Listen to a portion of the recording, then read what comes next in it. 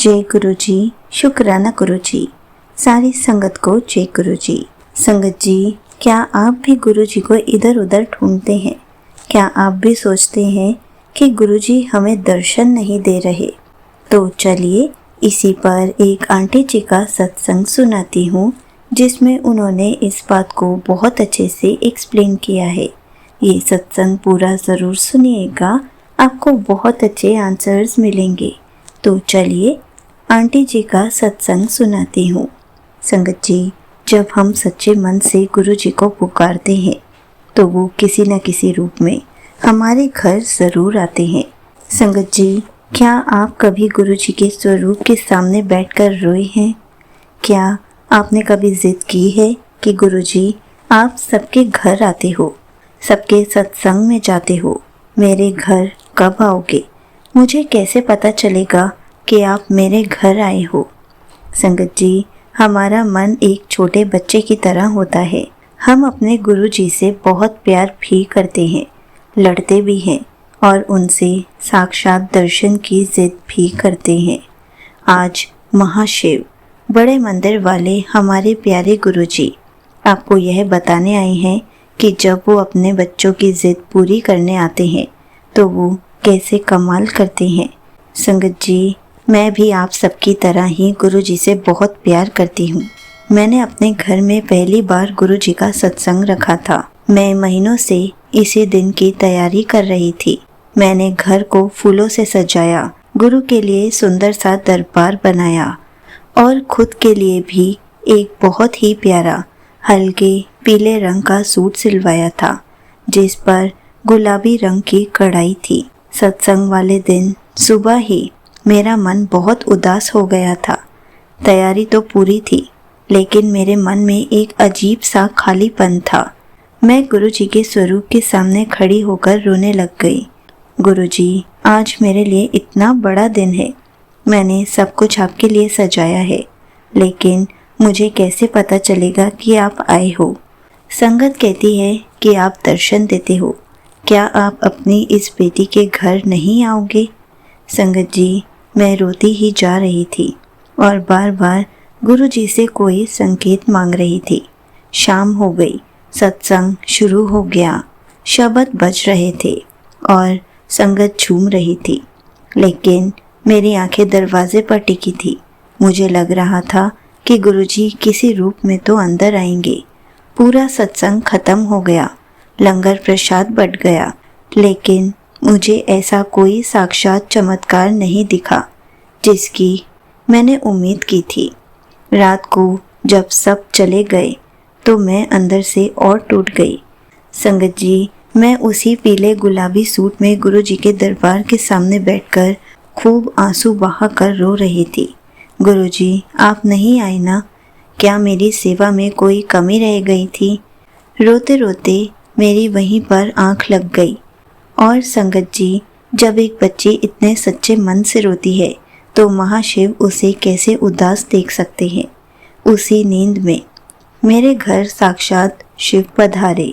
मैंने सपने में देखा कि उसी सजे हुए ड्राइंग रूम में गुरुजी साक्षात चलकर आ रहे हैं। गुरुजी के चेहरे पर बहुत ही प्यारी, शरारती और मन मोह लेने वाली मुस्कान थी। और संगत जी, सबसे बड़ा कमाल क्या था? गुरुजी ने जो चोला पहना हुआ था वो बिल्कुल उसी हल्के पीले रंग का था जिस पर गुलाबी रंग की कढ़ाई थी, बिल्कुल मेरे सूट जैसा।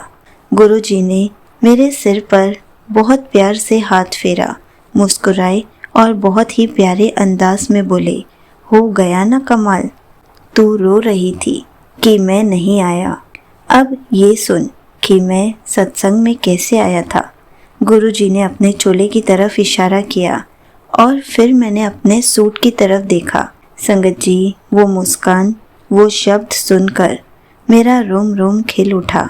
गुरुजी ने मुझे उठाया और बहुत ही प्यार से समझाया, मैं तो तेरे साथ सुबह से ही बैठा था। तो मुझे बाहर ढूंढ रही थी, दरवाजे पर ढूंढ रही थी, जबकि मैं तो तेरे दिल में बैठा था। मैं हमेशा तेरे पास ही रहता हूँ। तेरी हर सेवा मुझे प्रवान है। बस मेरा सिमरन किया कर, शुक्राना किया कर। और याद रख, जो तेरे आसपास ये नकारात्मकता है उसे दूर करने के लिए मंत्र जाप बहुत ज़रूरी है। इसे रोज़ किया कर। संगत जी, जब मेरी आँख खुली तो सुबह के 4 बज रहे थे। गुरुजी ने मुझे अमृत वेला के समय दर्शन दिए और उठते ही मैंने गुरुजी का शुक्राना किया कि गुरुजी, मुझे जवाब मिल गया। अब मुझे समझ में आ गया है कि गुरुजी साक्षात हर घर में आते हैं, हर सत्संग में शामिल होते हैं और बहुत संगत को उनसे मैचिंग चोला पहनकर ही अपने दर्शन देते हैं। यहीं पर आंटी जी का सत्संग समाप्त होता है।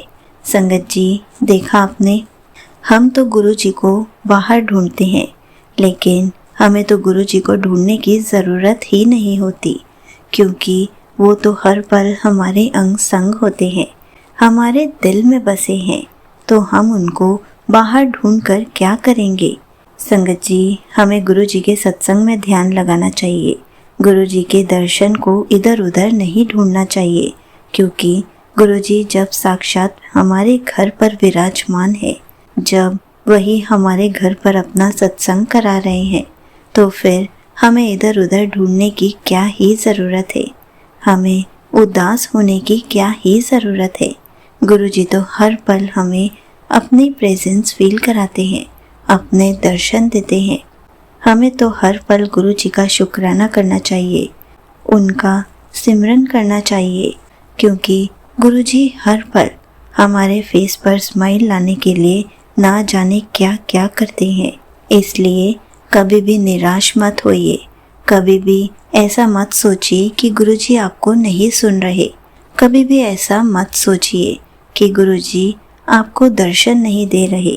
गुरुजी तो हमें हर पल अपने दर्शन देकर अपनी प्रेजेंस फील करा कर जाते हैं, हर पल हमारे अंग संग रहते हैं। इसलिए हर पल उनका शुक्राना कीजिए। गुरुजी हमारी लाइफ में इतने मिरेकल्स करते हैं कि हम जितना भी शुक्राना करें उतना कम है। जय गुरुजी, शुक्राना गुरुजी।